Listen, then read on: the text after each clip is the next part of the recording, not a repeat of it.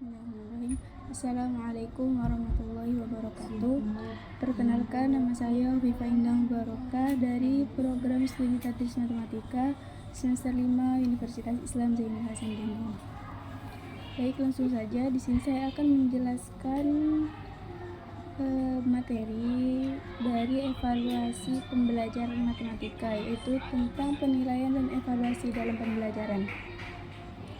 Yang pertama yaitu pengertian dari penilaian dan evaluasi. Penilaian di sini biasanya berupa tes tulis, tes lisan, atau yang lainnya. Evaluasi sendiri merupakan suatu kegiatan yang dikerjakan untuk mendapatkan nilai dari objek yang ada dalam dunia pendidikan, atau ukuran antara baik dan buruk. Sedangkan nilai ini bukan tujuan dari pendidikan, tetapi sebagai sarana untuk mencapai suatu tujuan.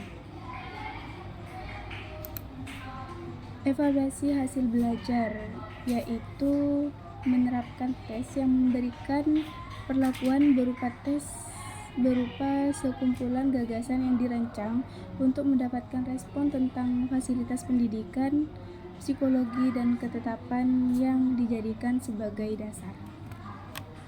Yang kedua yaitu fungsi evaluasi bagi pendidikan. Di sini ada beberapa fungsi. Yang pertama yaitu fungsi edukatif, yang mana bertujuan untuk memperoleh informasi mengenai keseluruhan dari subsistem pendidikan. Yang kedua yaitu fungsi diagnostik, yang mana ini dapat menentukan problem yang sedang dialami pelajar selama pembelajaran. Yang ketiga yaitu fungsi administratif, yang bertujuan untuk meneruskan pendidikan ke jenjang yang lebih tinggi demi meneruskan perkembangan peserta didik yang berikutnya. Selanjutnya yaitu fungsi kurikuler, yang mana bertujuan untuk memfasilitasi data dan informasi yang akurat untuk kemajuan yang selanjutnya. Selain itu ada beberapa fungsi juga. Yang pertama yaitu bagi pendidik, salah satunya yaitu untuk mempertimbangkan kelulusan peserta didik pada posisi tertentu. Yang kedua yaitu bagi peserta didik, yang mana ini berfungsi untuk menentukan kesuksesan mereka di masa depan. Sedangkan fungsi bagi sekolah yaitu untuk melihat tingkat kemajuan sekolah dan juga memajukan prestasi belajarnya.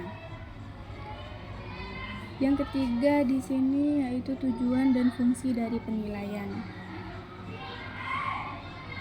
Tujuannya di sini yaitu sebagai penetapan hasil kemajuan dari peserta didik dan juga menganalisis pemahaman peserta didik tentang materi yang disajikan. Di sini juga sebagai tolak ukur pendidik atau introspeksi untuk proses belajar mengajarnya. Apakah selama ini pendidik sudah berhasil menyampaikan materinya atau belum. Yang terakhir di sini untuk mengenal karakter peserta didik, apakah mereka dapat memahami apa yang sudah disampaikan oleh pendidik atau masih kesulitan dalam memahami materi yang disampaikan.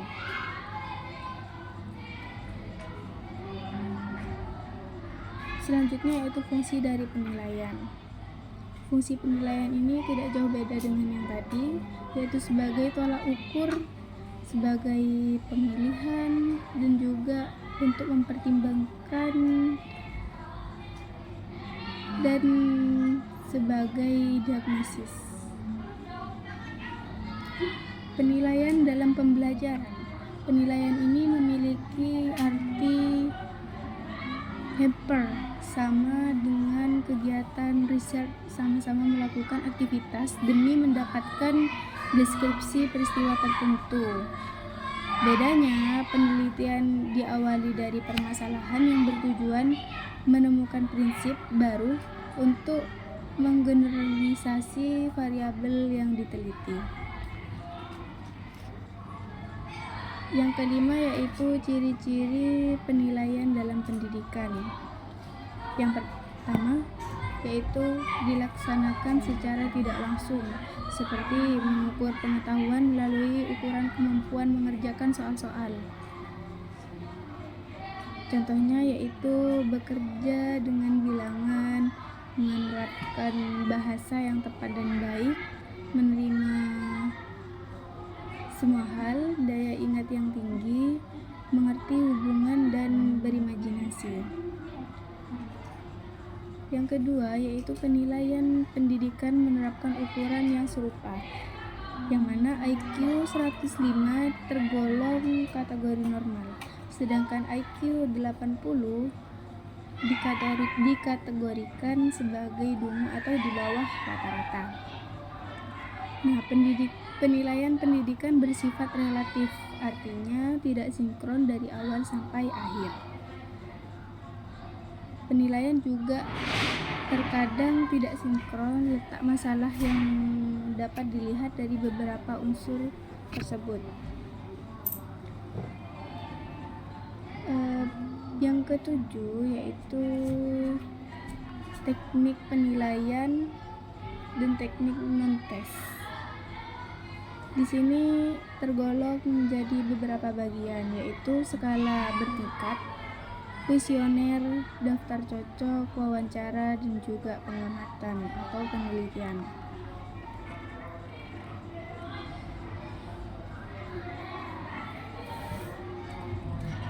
Macam-macam dari penilaian. Di sini ada 5 macam penilaian. Yang pertama yaitu penilaian formatif. Biasanya ini pelaksanaannya di akhir pembelajaran untuk melihat keberhasilan capaian selama proses pembelajaran.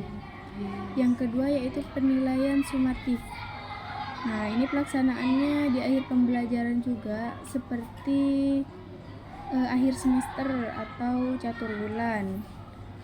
Yang ketiga yaitu penilaian diagnostik, yang mana ini mengamati kelemahan peserta didik serta faktor dari penyebab kelemahan tersebut. Yang keempat yaitu penilaian selektif. Ini digunakan untuk menyeleksi para siswa untuk mewakili sekolah dalam ajang lomba. Yang terakhir yaitu penilaian penempatan. Nah, penilaian ini berfokus pada kesiapan peserta didik dalam menghadapi program pembelajaran.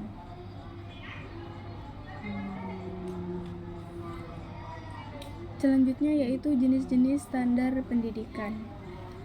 Yang pertama ada standar mutlak, yaitu hasil yang diperoleh dibandingkan dengan kriteria sebelumnya, seperti supaya peserta didik ini bisa lulus mengikuti tes, maka harus menuntaskan dengan betul-betul minimal 75% dari soal. Yang kedua yaitu standar relatif. Nah, ini biasanya diperoleh dari perbandingan dengan norma kelompok.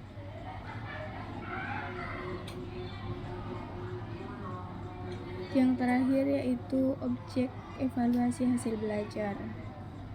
Di sini ada ranah kognitif, ada ranah afektif, dan juga ranah psikomotorik.